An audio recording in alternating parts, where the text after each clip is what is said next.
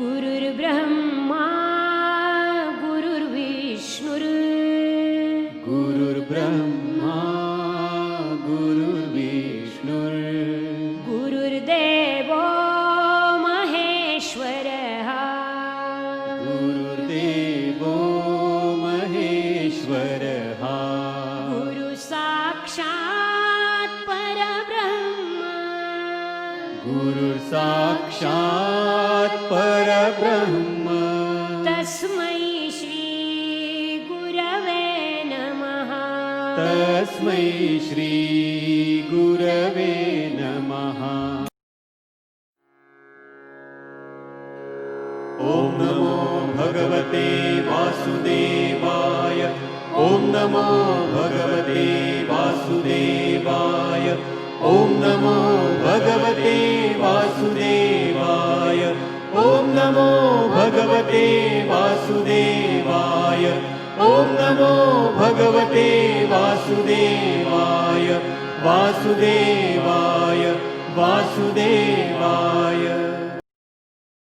प्रेम से बोलो श्री कृष्ण भगवान की जय, भोलेनाथ भंडारी की जय, गौरा पार्वती की जय। एक बार बोल दो ना, राधे राधे कृष्णम कृष्णम कपिल मोहन की सदैव जय। मित्रों, भक्तों, श्री हरि सचित्र श्री भागवत सुधा सागर सुख सागर भगवान वेद व्यास कृत श्रीमद् भागवत 12 स्कंदों की सरल हिंदी व्याख्या श्लोक सहित प्रस्तुति की जा रही है। आचार्य श्री राजेंद्र कुमार सूर्यवंशी भगवान श्री हरि नारायण की चरणों की धूल श्री कृष्ण के शिष्य उनके मुख द्वारा ये यज्ञ का प्रसाद आपको वितरण किया जा रहा है, लेना मत भूलिए। प्रेम से बोलो श्री कृष्ण भगवान की जय। मित्रों, 24वें अध्याय में हमने आपको बतलाया था कथा का भाव अर्थ भी। संपूर्ण भूतों में अपने आत्मा श्री भगवान को और संपूर्ण भूतों को आत्म स्वरूप श्री हरि में स्थित देखने लगे। इस प्रकार इच्छा और द्वेष से रहित सर्वत्र समृद्धि और भागवत भक्ति से संपन्न होकर श्री करदम जी ने भगवान का परम पद प्राप्त कर लिया। भगवान के ही अंश थे, आप भी भगवान के ही अंश हैं। प्रत्येक प्राणी के अंदर भगवान का अंश होता है। स्पष्ट रूप से उन्होंने कहा है, आत्मा का रूप जो है उन्होंने बतलाया था, आत्मा का स्वरूप, क्योंकि देवहूति जो थी ये श्री कद्रम जी की धर्मपत्नी थी। उनके गर्भ से वो उत्पन्न हुए, क्योंकि उन्होंने वादा किया था, और उनके उदर से साक्षात विष्णु नारायण अपने, क्योंकि उनके अनेकों रूप है, अनेकों जन्म है, अनेकों जन्म है, तो बिना इंद्रियों के वो, यानी कि अद्भुत लीला समझिए, बिना इंद्रियों के उनकी कर्म इंद्रिया में जो विशेष तक जो है काम वासना की जो इंद्री थी वो उपस्थित नहीं थी, उससे मुक्त थे वो, और उन्होंने जन्म लिया। और फिर उनके भाव वर्त उनके सामने सब नतमस्तक हुए। तो उन्होंने कहा कि मैं, जब उससे पूछा गया, कदम्ब ऋषि महर्षि ने पूछा उनसे कि प्रभु आपने कष्ट क्यों किया, आपने जन्म क्यों लिया, तब उन्होंने कहा मैं इस संसार की रचना जब संपूर्ण होएगी तो मेरा प्रति एक प्राणी के अंदर मेरा ही अंश उत्पन्न होगा, तभी वो जीव चालिका चलेगी। तो प्रेम से बोलो श्री कृष्ण भगवान की जय। यानी कि आत्मा के अंदर जो आत्मा है, जैसे स्थूल देह और सूक्ष्म देह, हमारे दोनों शरीर हैं। सूक्ष्म देह में आत्मा विराजमान है, और स्थूल देह के अंदर मन, हृदय सब कुछ है, और सूक्ष्म है वो दृश्य होता है। तो वो जो हमारी आत्मा है, जो कर्म योगी के कार्य से 10 इंद्रियों का जो है भोग करती है, वो है हमारा स्थूल देह, जो नाशवान है। भौतिक संसार में हर चीज़ नाशवान है, हमारा शरीर भी नाशवान है। तो उसमें ये गुणक मैं ज्ञान आपको बतला रहा हूँ कि उसमें जो बतलाया गया है कि जो हमारा स्थूल देह है वो एक, आपके पास एक कोई बहुत बड़ी मोटर कार है या जहाज है, अनमोल है, बहुत कीमती है, लेकिन जब तक उसमें कुदरत की हस्तक्षेप नहीं होगी वो काम नहीं करेगा। यानी कि पेट्रोल डालेंगे तो वो चलेगा, अन्यथा वो वहीं खड़ा रहेगा। ऐसे ही हमारा शरीर है। शरीर में आत्मा जो है वही संचालन करती है। आत्मा के द्वारा त्रिकुटी में भेदन होता है और इंद्रियां हमारी काम करती हैं। इसी प्रकार जो सूक्ष्म देह है, सूक्ष्म प्राणी है, उसका अंतर्करण मन से उसका संबंध है, और वो आत्मा के अंदर जो आत्मा है वो सूक्ष्म के अंदर प्रवेश है। तो प्रेम से बोलो श्री कृष्ण भगवान की जय। मित्रों, 25वां अध्याय हम शुरू करने जा रहे हैं। ध्यान से सुनिए, प्रसाद ग्रहण कीजिए। देवहूति का प्रश्न तथा भगवान कपिल द्वारा भक्ति योग की महिमा का वर्णन। बहुत अच्छा प्रसंग है मित्रों। तृतीय संखंड का ये 25वां अध्याय हम सुनाने जा रहे हैं। एक बारी फिर आपको याद दिला दें कि देवहूति श्री कद्रम जी की धर्मपत्नी थी। उनसे ये आगे संसार की रचना हुई, और रचनाकर्ता में विशेष एक आदमी से नहीं होती है, इसमें ब्रह्मा जी का भी स्नेह है, और चारों जो संत सनातन थे उनका भी इसमें, क्योंकि उनकी भौ से उत्पन्न हुए थे दित्य।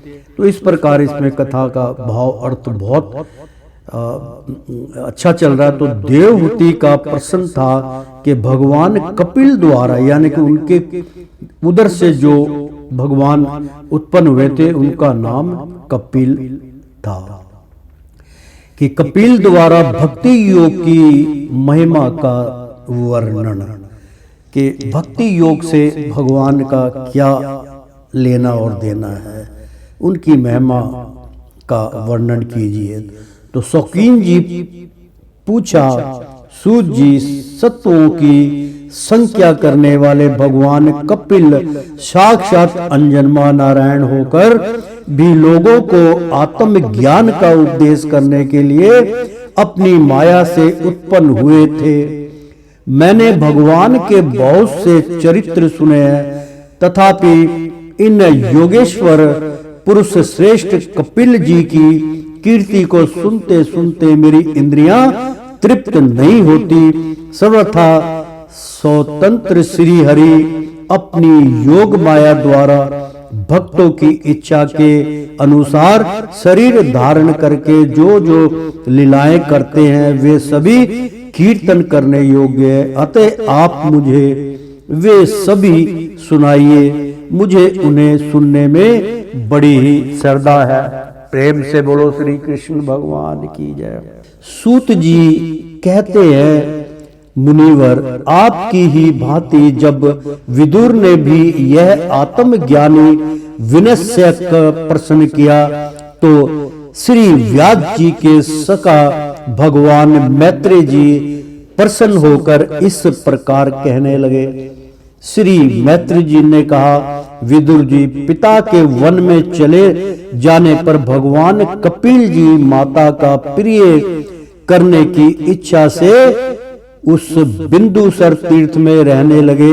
एक दिन तत्व समूह के पारदर्शी भगवान कपिल कर्म कलापों से विरत जो हो आसन पर विराजमान थे। उस समय ब्रह्मा जी के वचनों का स्मरण करके देवहूति ने उनसे कहा, अर्थात मित्रों श्री मैत्रेय जी ने कहा, विदुर जी, पिता के वन में चले जाने पर भगवान कपिल जी माता का प्रिय करने की यानी कि माता को याद करने के लिए, प्रिय करने के लिए इच्छा से उस बिंदुसर तीर्थ में रहने लगे। बिंदु कोई जगह स्थान है, सागर है, कोई तीर्थ में रहने लगे। एक दिन तत्व समूह के पारदर्शी भगवान कपिल कर्म कलापों से विरत हो आसन पर विराजमान थे। उस समय ब्रह्मा जी के वचनों का स्मरण करके देवहूति ने उनसे कहा। देवहूति बोली, देवहूति जो थी वो मनु की पुत्री थी, इस बात का हमेशा ध्यान रखिए। देवहूति बोली, भूमन प्रभु, इस दुष्ट इंद्रियों की विषय लालसा से मैं उब गई हूँ, यानी कि बहुत उब गई हूँ, और इनकी इच्छा पूरी करते रहने से ही घोर अज्ञान धारकार में, अंधकार में पड़ी हुई हूँ। अब आपकी कृपा से मेरी जन्म परंपरा समाप्त हो चुकी है। इसी से इस दुस्तर अज्ञान अंधकार से पार लगाने के लिए सुंदर नेत्र रूप आप प्राप्त हुए हैं। आप संपूर्ण जीवों के स्वामी भगवान आदि पुरुष है। यथार्थ देवहूति बोली, भूमन, यानी कि अपने मन से बोली, भूमन प्रभु, इस दुष्ट इंद्रियों की विषय लालसा से मैं बहुत उब गई हूँ। यानी कि कई बारी आदमी अपने ऐसे दुष्ट कर्मों से तंग आ जाता है कि भगवान को कहता बस हो गया भगवान, अब मुझे ये सब कुछ मत दे। और इनकी इच्छा पूरी करते रहने से ही, क्योंकि अपनी इंद्रियों की इच्छाएं पूर्ण करता करता आदमी एक दिन अज्ञान की तरफ बढ़ जाता है। यानी कि जब हमारा समय होता है गृहस्थ प्राणियों का कि भाई अब समय हो गया, बच्चे बड़े हो गए, विवाह योग्य हो गए, अपना कर्म समझ के उनका जो है घर बार बसा देना चाहिए और स्वयं संन्यास धारण कर लेना चाहिए। लेकिन इंद्रियां ऐसी प्रबल होती है, उस तरफ हमारे नेत्र जो है वो केंद्रित हो जाते हैं और फिर हमें उत्तेजित कर देती है हमारी इंद्रियां। फिर उनको हर चीज चाहिए। मान लीजिए किसी का स्वाद है कि मैंने जो है आज पनीर की सब्जी खानी है, या मैंने कोई दूसरा मतलब जो है मांसाहारी भोजन प्राप्त करना है, तो इंद्रियां उसको बेकाबू कर देती हैं और उसको उस सेवन करना पड़ता है। तो उसी के बारे में जो है देवहूति बोली कि भूमन, क्योंकि ये लोग जो पहले जो देवी देवता थे इनके बाद तो हजारों साल तक ये सब कुछ कर सकते थे। तो प्रभु इन दुष्ट इंद्रियों की विषय लालसा से मैं बहुत उब गई हूँ और इनकी इच्छा पूरी करते रहने से ही घोर अज्ञान अंधकार में पड़ी हुई हूँ। यानी कि इनके कार्य करते करते समझ लीजिए मैं अंधकार की ओर जा रही हूँ। बहुत अच्छा प्रसंग है मित्रों कि उसने अपना स्वयं अनुभव आपके सामने प्रस्तुत किया है कि हम इंद्रियों को भोग करते करते मेरी डोले बन जाए, मेरी सेहत बन जाए, मैं ये खा लूं, मैं ये पी लूं, ये जीवन चलने का कोई अभिप्राय नहीं है। जीवन बिना खाए पिए भी चलता है। मैं आपको बतला दूं क्यों। 5 तत्व जो है वो इन भोग विलासी और भोग से जो चीज आपको सताती है उससे परे है और उनको कोई खुराक की जरूरत नहीं है। हवा को क्या चाहिए? हवा तो हमारे को सांस देती है, वायु देती है, पान वायु, प्राण वायु। अग्नि हमें तेज देता है, हमारे सेल्स चार्ज करता है। सूरज, पृथ्वी पे हम रहते हैं, अगर पृथ्वी ना हो तो हमारा कोई अस्तित्व नहीं है। आकाश के जो लक्षणीय होते हैं वो उससे मौसम बनता है। तो कहने का तात्पर्य मित्रों ये है कि 5 जो तत्व हैं इनको खाने लेने देने से कोई वो नहीं है। इसलिए हम अगर उस कल्पनाकृत जीवन के अंदर के भाई ये सब कुछ ठीक है, मीट मांस का प्रयोग करते हैं, संपूर्ण इंद्रियों को विनाश करते हैं, तो ये कारण क्या है इसके पीछे? अज्ञानता कैसे है इसमें? भाई हम तो खा रहे हैं, पी रहे हैं, अपना मनोरंजन कर रहे हैं। मित्रों यही यहाँ पे गुणक रहस्य है जो बहुत कम लोग जानते हैं कि ये हम अपना समय जो है ना इसमें जो व्यतीत कर रहे हैं ये हमें नाशवान अज्ञानता की ओर ले जाता है। कर्म करते हुए वैसे कर्म करो कि आपके मन की आत्मा की शुद्धिकरण हो जाए और आप परमात्मा से जुड़ जाए। क्योंकि मैंने कई बार बताया कि जीवन समाप्त होने के बाद, ये काया समाप्त होने के बाद आपका अस्तित्व क्या रह जाता है, आपको क्या अनुभव होता है, इसके बारे में मैंने कई सत्संगों में बतलाया और मौका लगेगा हम इसमें भी आपको कहीं ना कहीं उच्चारण करके बतलाएंगे। तो प्रेम से बोलो श्री कृष्ण भगवान की जय।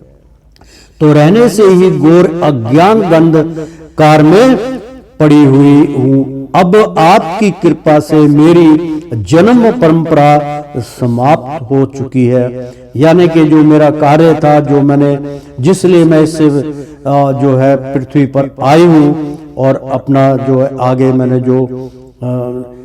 जो मेरे से उत्पत्त कन्याएं और पुरुष जो हुए हैं वो आगे संचालन करेंगे, सृष्टि बनाएंगे। तो जन्म परिक्रमा समाप्त हो चुकी है। इसी से इस दुस्तर अज्ञान गंधकार से पार लगाने के लिए सुंदर नेत्र रूप आप प्राप्त हुए हैं। यानी कि इसी को पार लगाने के लिए, यानी कि इसी से इस दुस्तर अज्ञानता अंधकार से पार लगाने के लिए आप मेरे उदर में प्रवेश करें और सुंदर आप नेत्र रूप आप प्राप्त हुए हैं।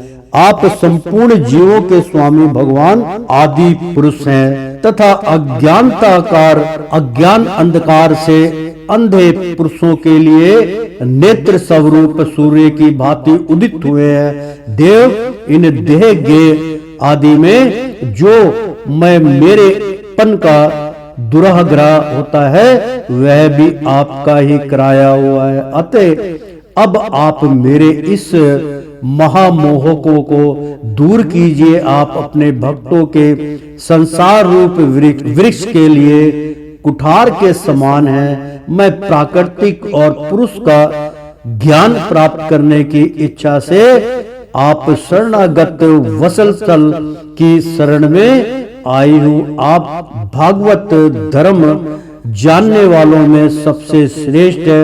मैं आपको प्रणाम करती हूँ। प्रेम से बोलो श्री कृष्ण भगवान की जय। श्री मैत्री जी कहते हैं, इस प्रकार माता देवहूति ने अपनी जो अभिलाषा प्रकट की वह परम पवित्र और लोगों का मोक्ष मार्ग में अनुराग उत्पन्न करने वाली थी। उसे सुनकर आत्मयज्ञ सत्य पुरुषों की गति श्री कपिल जी उसकी मन ही मन प्रशंसा करने लगे और फिर मुद्र मुस्कान से, यानी कि बहुत मधुर मुस्कान से सुशोभित सुखा रविंद्र से इस प्रकार कहने लगे। भगवान कपिल ने कहा, माता यह मेरा निश्चय ही है कि आध्यात्मिक योग की मनुष्यों के अंतर्यांतिक कल्याण का मुख्य साधन है।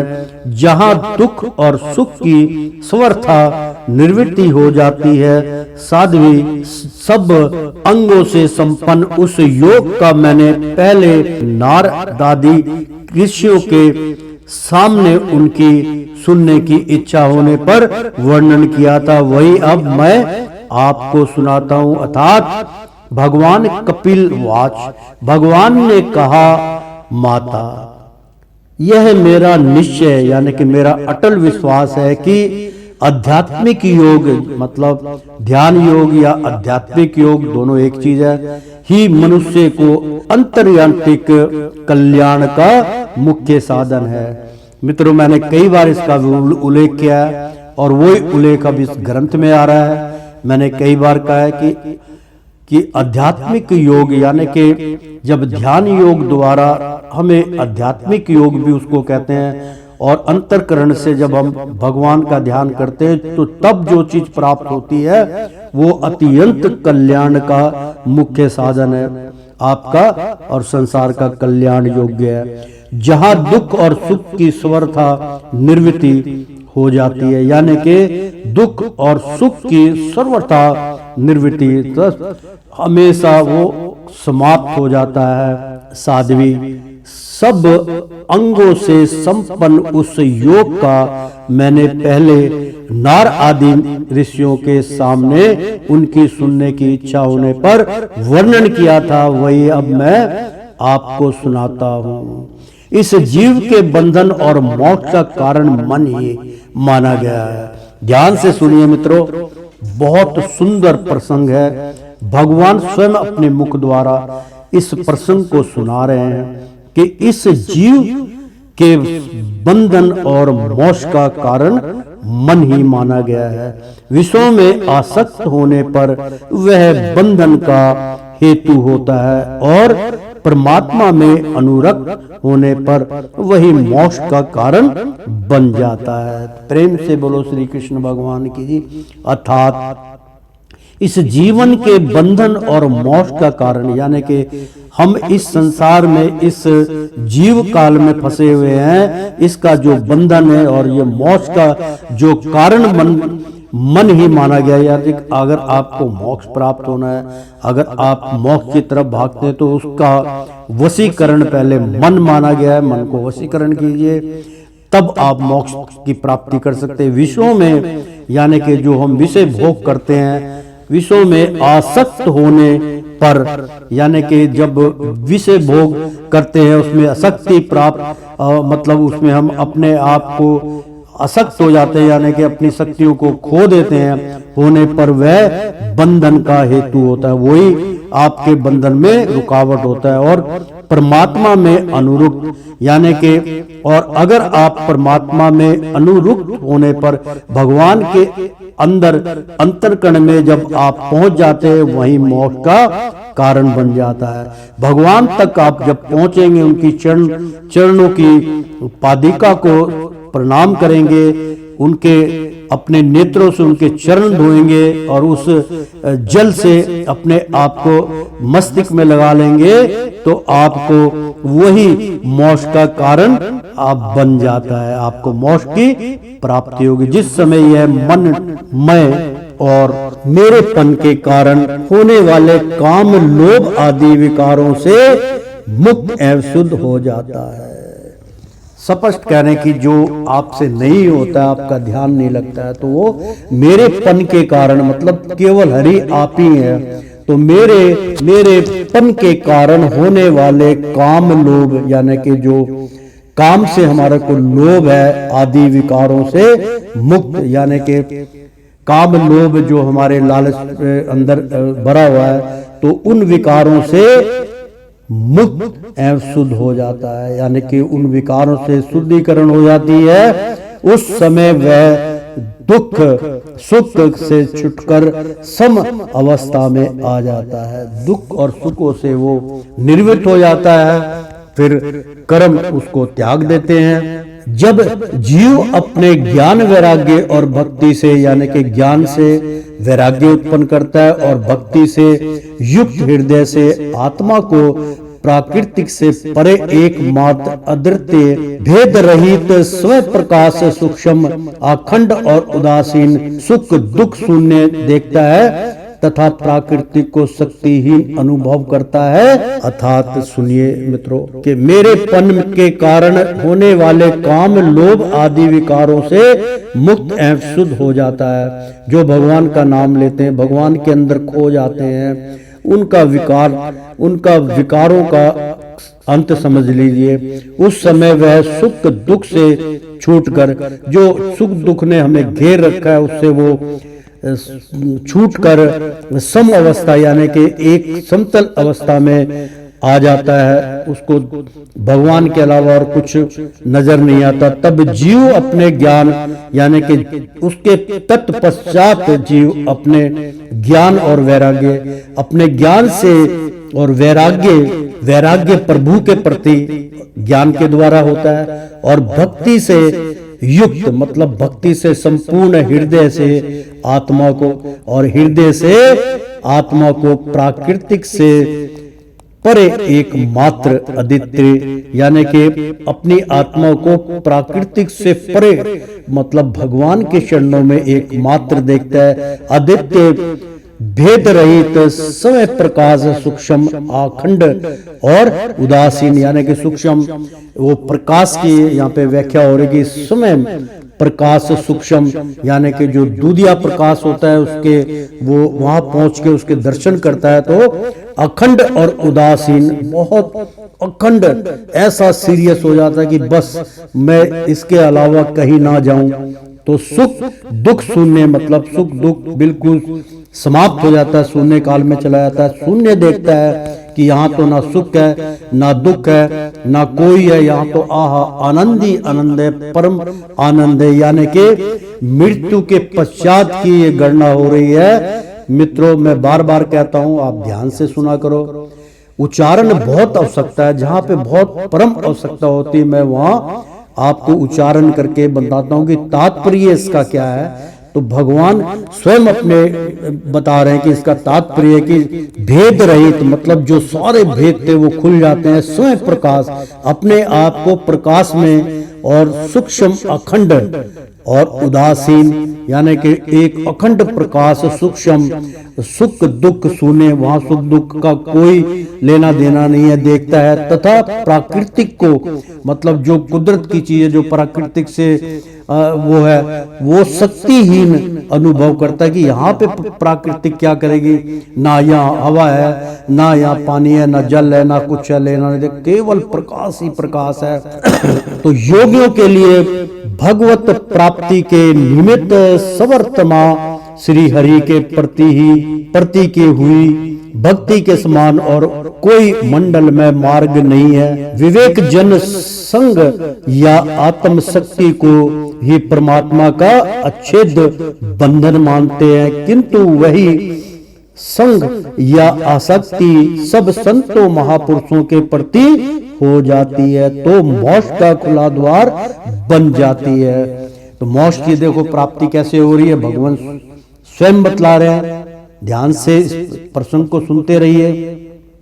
जो लोग सहनशील, दयालु, समस्त देहधारियों के आकरण हेतु किसी के प्रति भी शत्रु भाव ना रखने वाले, शांत सरल स्वभाव और सत्पुरुषों का सम्मान करने वाले होते हैं, जो मुझ में अनन्य भाव से सुदृढ़ प्रेम करते हैं, मेरे लिए संपूर्ण कर्म तथा अपने सगे संबंधियों को भी त्याग देते हैं और मेरे परायण रहकर मेरी पवित्र कथाओं का स्वर्ण कीर्तन करते हैं तथा मुझ में ये चित्त लगाए रहते हैं। प्रेम से बोलो श्री कृष्ण भगवान की। बहुत अच्छा प्रसंग चल रहा है मित्रों, इसलिए मैं इसका साथ के साथ उच्चारण भी कर रहा हूं कि जो लोग सहनशील, यानी कि बड़े से बड़े क्रोध को भी शांति से उसको सहन कर लेते हैं। मान लीजिए एक समय भोजन प्राप्त नहीं हुआ तो आपके अंदर सहनशील शक्ति होनी चाहिए, यानी कि अपने परिवार से उत्तेजित हो जाओ, ऐसा नहीं करना चाहिए। जो लोग सहनशील, दयालु और जिनके मन के अंदर हमेशा दया भाव होता है, वो सारे के सारे देहधारियों के, जितने भी ऐसे देहधारी हैं, आकरण हेतु, मतलब वो बहुत आकर्षण का केतु बन जाते हैं। उनके लिए हमें हमेशा सोचना चाहिए कि आकरण वो स्वस्थ, उसका कारण हेतु किसी के प्रति भी शत्रु भाव, वो किसी के प्रति भी शत्रु भाव ना रखने वाले, शांत, बिल्कुल शांत सरल स्वभाव और सत्पुरुषों का सम्मान करने वाले होते हैं, जो मुझ में अनन्य भाव से सुदृढ़ प्रेम करते हैं, अलग अलग तरीके से मुझसे प्रेम करते हैं, मुझसे प्यार करते हैं, मेरे लिए संपूर्ण कर्म तथा अपने सगे संबंधियों को भी त्याग देते हैं। इसमें बहुत बड़ा प्रसंग है मित्रों। वो भगवान का कहने का तात्पर्य है, मैं एक एग्जाम्पल अपने से दे दूं। गुरुओं का जो एग्जाम्पल होता है वो बड़ा सरल और सद्भाव का होता है। मैं अपने से ही आपको एक गणना करके बतलाता हूं। अहम अहंकार बिल्कुल नहीं। मेरा एक नित्य नियम है, मेरे को चाहे कितना भी अर्जेंटली काम हो, संध्या को मैं 6:30 बजे 7 बजे तक, जो भी मेरा टाइम होता है 5:30 से 7:30 तक, मैं घर के अंदर उपस्थित होता हूँ। उसके लिए अगर कोई मुझे कहे कि भाई अब तुम ये काम मत करो, मेरे साथ चलो, मेरे को 1 लाख रुपए मैं तुम्हें दूंगा, मैं उसको नकार देता हूँ। कोई बहुत ही दुर्लभ कार्य है तो उसको भी मैं रोक देता हूँ कि आप क्षणिक इंतजार कीजिए। फिर मैं स्नान करता हूँ, नहाता हूँ। नहा धोने के बाद मैं कुछ भी नहीं लेता, ना जल पीऊंगा, ना मैं चाय पीऊंगा, ना ही कोई मतलब संध्या का थोड़ा बहुत बिस्कुट या कोई नाश्ता पानी बिल्कुल नहीं लेता। सर्वप्रथम मेरा कार्य होता है कि मैं भगवान की प्रेरणा करूंगा, भगवान की ज्योत बत्ती करूंगा, उनका नाम लूंगा, उनका सुमरण करूंगा, चाहे वो 10 मिनट करूं, चाहे 15 मिनट करूं, चाहे आधा घंटा करूं, मेरे अपने ऊपर बात है। तो मैं स्नान करके सबसे पहले उनका आराध्य करता हूं, उनका नाम सुमरण करता हूं, उनका ध्यान करता हूं, ज्योत जलाता हूं। आरती करने के बाद स्वयं फिर मन एकदम तंदुरुस्त, शांत और खुश हो जाता है। पर क्योंकि जब भी आप भगवान की भक्ति करेंगे आपको बल मिलेगा, सारे द्वेष खत्म हो जाते हैं। फिर आके अपना आराम से बैठ के चित्त चिंतन में लगता है। फिर हम जो भी अपना जो जलपान करना होता है फिर करते हैं। यही भगवान बतला रहे हैं कि जो आदमी मेरे से जुड़ा होता है वो अपने बहुत कर्मों को भी त्याग देता है और अपनी रिश्तेदारी या कोई मित्र गण सब कुछ को त्याग के मेरा भजन करता है, मेरे पे ध्यान लगाता है, मैं हमेशा उसका कल्याण करता हूँ। और मेरे प्रायण रहकर मेरी पवित्र कथाओं का स्वर्ण कीर्तन करते हैं। यानी कि कई लोगों का आचरण होता है भगवान की भक्ति की तरफ ध्यान करते, दूसरों को उसकी प्रेरणा देते हैं, लेकिन वो उनके अंदर सत्य ग्रहण नहीं हो पाता अज्ञानता के वश के कारण। जितना भी आप उनको समझा लीजिए लेकिन उनके अंदर ज्ञान प्रवेश नहीं होगा। अनज्ञानता के वश में होके जिसके अंदर जो ज्ञान मिथ्या चला जाता है उसके अंदर वो अपना समय नष्ट करते रहते हैं। जितना मर्जी उनको समझा लो वो नहीं मानते। तो स्वर्ण कीर्तन करते हैं तथा मुझ में ही चित्त लगाए रहते हैं। उन भक्तों को संसार के तरह के ताप कोई कष्ट नहीं पहुंचाते। यानी कि कितने भी बड़े से बड़े कष्ट आ जाए उन भक्तों का कुछ नहीं बिगाड़ पाते। तो साध्वी ऐसे ऐसे स्वर संग परित्यागी महापुरुष ये साधु होते हैं। तुम्हें उन्हीं के संग की इच्छा करनी चाहिए क्योंकि वे आसक्ति से उत्पन्न सभी दोषों को हर लेने वाले हैं। जैसे मित्रों कि जब आपको कभी समय मिले कि भाई आज मैंने पूजा पाठ कर ली तो मंदिर में चले जाइए संध्या के टाइम में, वहां क्षणिक बैठिए। अगर वहां कीर्तन चल रहा है, सत्संग चल रहा है तो 15-20 मिनट आधा घंटा आप वहां बिताइए। वही सत्पुरुष की निशानी है। वही भगवान कह रहे हैं कि आसक्ति से उत्पन्न सभी दोषों को हर लेने वाले हैं।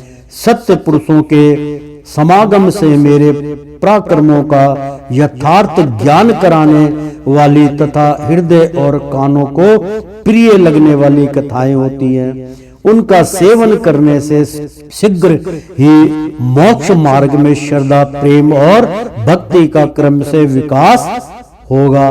फिर मेरी सृष्टि आदि लीलाओं का चिंतन करने से प्राप्त हुई भक्ति के द्वारा लौकिक एवं पारलौकिक सुखों में वैराग्य हो जाने पर मनुष्य सावधान पूर्वक लोक के प्रति प्रधान सरल उपायों से समाहित होकर मनोनिग्रह के लिए यत्न करेगा। इस प्रकार प्राकृतिक के गुणों से उत्पन्न हुए शब्द आदि विषयों का त्याग करने से, वैराग्य युक्त ज्ञान से, योग से और मेरे प्रति की हुई सुदृढ़ भक्ति से मनुष्य मुझे अपने अंतर आत्मा को इस देह में ही प्राप्त कर लेता है। प्रेम से बोलो श्री कृष्ण भगवान की जय।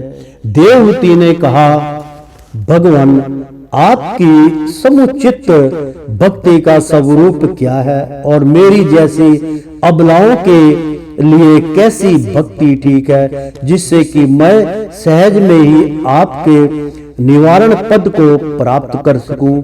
निवारण स्वरूप प्रभु जिसके द्वारा तत्व ज्ञान होता है और जो लक्ष्य को बांधने वाला बाण के समान भगवान की प्राप्ति कराने वाला है, वह आपका कहा हुआ योग कैसा है और उसके कितने अंग हैं? खरे यह सब आप मुझे इस प्रकार समझाइए जिससे कि आपकी कृपा से मैं मंदमती स्त्री जाति भी इस दुर्बोध विषय को सुगमात्मा से समझ सकूं। यानी कि बहुत आसान तरीके से, मैं अबला जैसे अनपढ़ ज्ञानी हूं तो मुझे भी उस बात की समझ आ जाए। जैसे मंदमती स्त्री जाति यानी कि जो मन बुद्धि वाली स्त्री होती है भी इस दुर्बोध मतलब इस बहुत बड़े रहस्य को, विषय को सुगमता से समझ सकूं।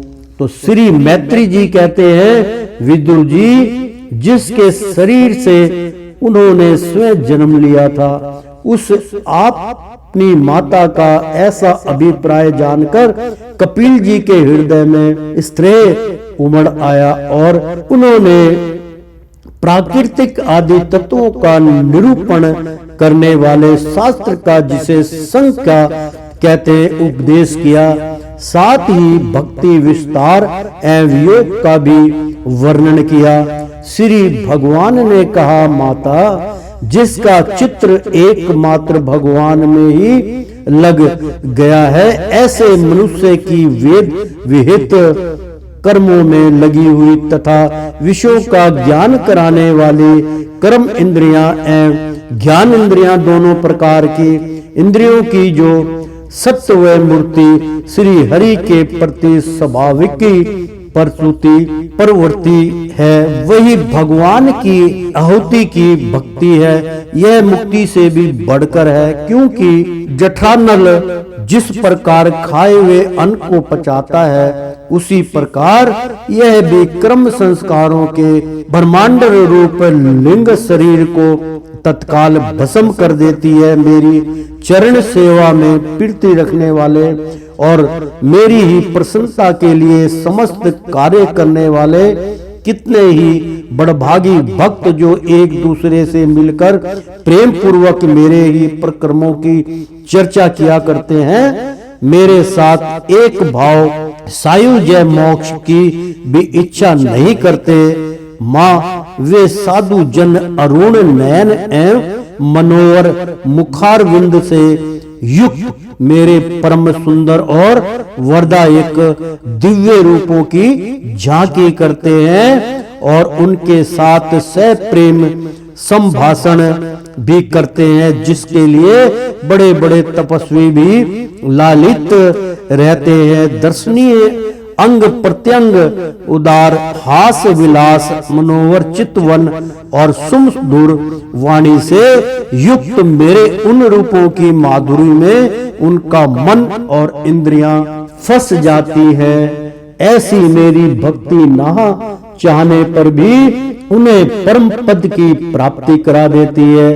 अविद्या की निवृत्ति हो जाने पर यद्यपि से मुझे मायापति के सत्य आदि लोगों की भोग संपत्ति भक्ति की प्राकृतिक के पश्चात समय प्राप्त होने वाली असर सिद्धि अथवा वैकुंठ लोक के भव्य दिए ऐश्वर्य की भी इच्छा नहीं करते, तथा भी मेरे धाम में पहुंचने पर उन्हें ये सब विभूतियां स्वयं ही प्राप्त हो जाती हैं, जिनका एकमात्र मैं ही प्रिय आत्मा पुत्र मित्र गुरु सुहृद और इष्ट देव हूँ। वे मेरे ही आश्रय में रहने वाले भक्तजन शांति में वैकुंठ धाम में पहुंचकर किसी प्रकार भी इस दिव्य भोगों से रहित नहीं होते और ना ही उन्हें मेरा काल चक्र ही ग्रास करता है।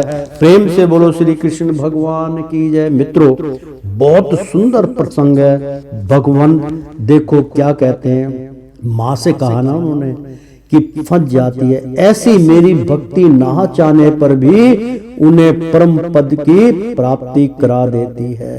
अविद्या की निवृत्ति हो जाने पर यद्यपि वे मुझे मायापति के सत्य आदि लोगों की भोग संपत्ति भक्ति को प्राप्त प्रवृत्ति के पश्चात स्वयं प्राप्त करने वाली अष्ट सिद्धि अथवा वैकुंठ लोक के भगवदीय ऐश्वर्य की भी इच्छा नहीं रखते, तथापि मेरे धाम में पहुंचने पर उन्हें ये सब विभूतियां स्वयं ही प्राप्त हो जाती हैं। भगवान यहाँ कहते हैं कि आप कामना मत कीजिए, जो आप यहाँ कर्म में लगे बेशक उस कर्मों को करिए, लेकिन मेरा ध्यान रख के करेंगे आप। ये सब जो ऐश्वर्य है, आपको पुत्र का मोह है, आपको पिता का मोह है, आपको माता का मोह, आपको धर्म पत्नी का मोह है, आपको अपनी पुत्री का मोह है, अपने जो है आपको सबसे बड़ा पुत्र मोह माना जाता है, पुत्री मोह माना जाता है, धर्म पत्नी का मोह है, और आपको मित्रों का मोह है, आपको धन का मोह है, आपको समस्त इस प्राकृतिक के सभी साधनों का मोह है, आपको हर कर्म कृत्यों का मोह है। तो ऐसे भी प्राणी जो मेरे में अर्षित रहते हैं, मेरे में ही अपना गुण अवगुण देखते हैं, मेरी ही भक्ति में विलीन रहते हैं, उनको ये सब चीज आपको भगवान के वैकुंठ धाम में सब कुछ प्राप्त होगा। आपको वहां आपके पिता भी मिलेंगे, आपके माता भी मिलेंगे, आपकी भक्ति भी मिलेगी, आपको ऐश्वर्य आराम भी मिलेगा, आपको पुत्र भी मिलेंगे, आपको अपनी धर्म पत्नी मिलेगी, अप्सराएं मिलेंगी, सब कुछ वहां सुलभ है। और वो वहां पे काल दृष्टि का कोई आगमन नहीं है, क्योंकि वो सूक्ष्म प्राणी रहते हैं, वहां पे सब आनंदित होते हैं। तो प्रेम से बोलो श्री कृष्ण भगवान की। तो जिनका एकमात्र मैं ही प्रिय, यानी कि इन सबों का मैं ही प्रिय हूँ। आत्मा मैं हूँ, पुत्र मैं हूँ, मित्र मैं हूँ, गुरु भी मैं हूँ, सुहृद वो भी मैं हूँ, और इष्ट देव भी मैं हूँ। वे मेरे ही आश्रय में रहने वाले भक्त जन शांति में वैकुंठ धाम में पहुंचकर किसी प्रकार भी इन दिव्य भोगों से रहित नहीं होते, और ना उन्हें मेरा कालचक्र ग्रस्त करता है। यानी कि आपको सब कुछ प्राप्त होगा, उससे आप रहित नहीं रह पाएंगे। इसलिए इस मोह को छोड़ दो कि हरि के शरणागत में जाएंगे, वहां सब कुछ प्राप्त होगा। वहां ना जीवन है, ना मृत्यु है, ना सुख है, ना दुख है, केवल हरि भजन है, हरि कीर्तन है, उसमें सब कुछ उपलब्ध है। भगवान उससे बहुत प्रसन्न होते हैं, सब कुछ आपको प्राप्त होगा।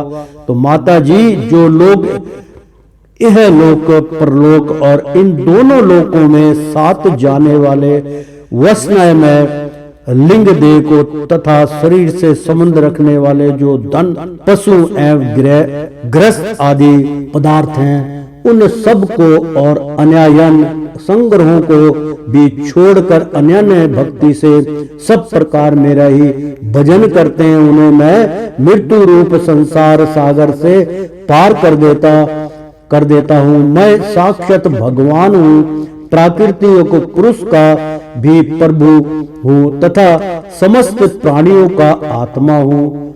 मेरे सिवा और किसी का आश्रय लेने से मृत्यु रूप महाभय से छुटकारा नहीं मिल सकता। मेरे भय से यह वायु चलती है, मेरे भय से सूर्य तपता है, मेरे भय से इंद्र वर्षा करता है और अग्नि जलाती है, तथा मेरे ही भय से मृत्यु अपने कार्य में प्रवृत्त होता है। योगी जन ज्ञान वैराग्य युक्त भक्ति योग के द्वारा शांति प्राप्त करने के लिए मेरे निर्भय चरण कर्मों का आश्रय लेते हैं। संसार में मनुष्य के लिए सबसे बड़ी कल्याण प्राप्ति यही है कि उसका चित्त तीव्र भक्ति योग के द्वारा मुझ में लगकर स्थित हो जाए।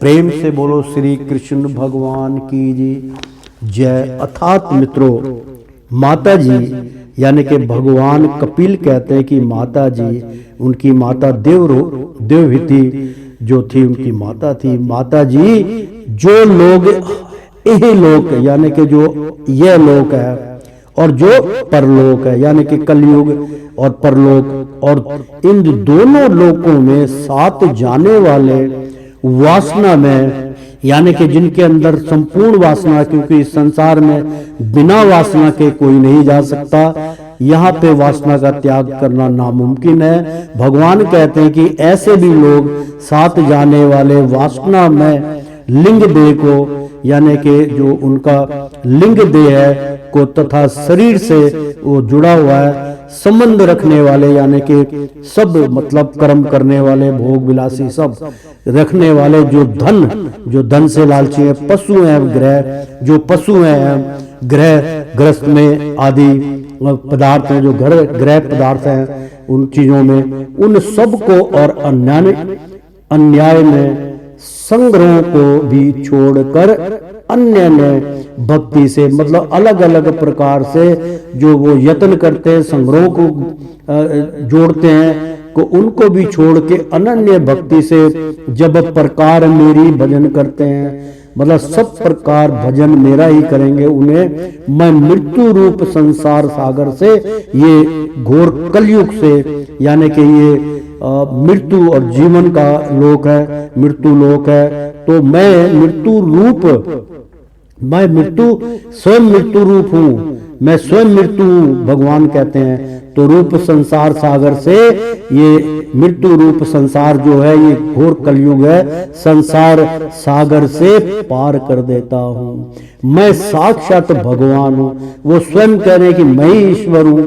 प्राकृतिक और पुरुष का भी प्रभु, मतलब जो प्राकृतिक जो है सूर्य चांद सितारे और पृथ्वी और हवा, उन सब का भी प्रभु मैं ही हूँ, तथा समस्त प्राणियों का आत्मा हूँ, सब प्राणी के अंदर मैं ही हूँ। मेरे सिवा और किसी का आश्रय लेने से, अगर मेरे अलावा और किसी का आप आश्रय लेते हैं, आप वृक्ष की पूजा करते हैं, आप पृथ्वी की पूजा कीजिए, आप देवताओं की पूजा कीजिए, आप पीर पैगंबर की पूजा कीजिए, आप इष्ट की पूजा करिए, भगवान कहते हैं आश्रय लेने से मृत्यु रूप महाभय से छुटकारा नहीं मिल सकता। यानी कि आप जिस मृत्यु का सहारा ले लीजिए, इस घोर संकट से, इस मृत्यु लोक के भंवर से, इस मृत्यु लोक के सागर को आप पार नहीं कर सकते।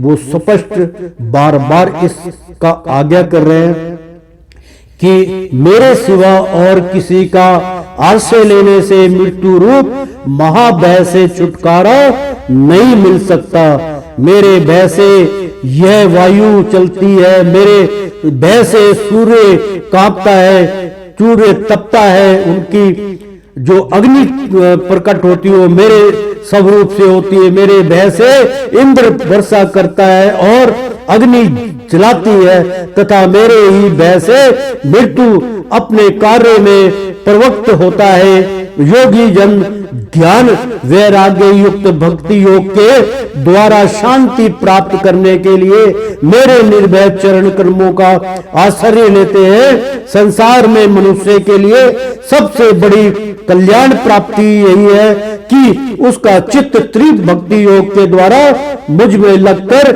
स्थिर हो जाए। प्रेम से बोलो श्री कृष्ण भगवान की जय।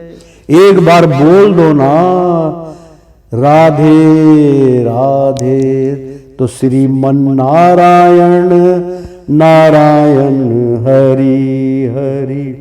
तेरी लीला सबसे न्यारी न्यारी, बोलो हरि हरि।